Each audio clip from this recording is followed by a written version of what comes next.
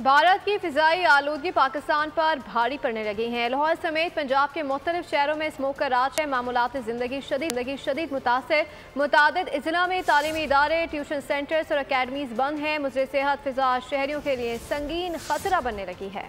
भारत की माहौल दुश्मनी पाकिस्तान के लिए वबाल जान बन गई। गुजरांवाला, फैसलाबाद और मुल्तान समेत पंजाब के मुतादिद शहर स्मोक की लपेट में आ गए। दुनिया के आलूदा तरीन शहरों में लाहौर आज भी सरे फहरिस्त रहा। बागों के शहर में एयर क्वालिटी इंडेक्स 822 रिकॉर्ड किया गया। शहरी संगीन खतरात से दो चार। गवर्नर पंजाब का तशवीश का इजहार। जो स्मोक है इसका बड़ा अहम मसला है।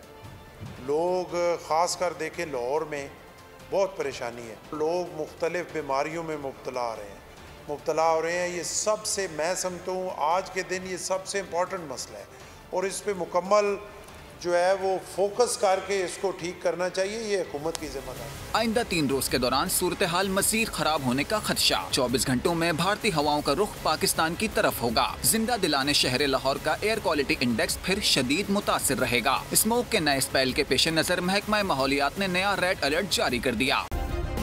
सब्सक्राइब करें और बेल दबाएं ताकि कोई खबर रह न जाए।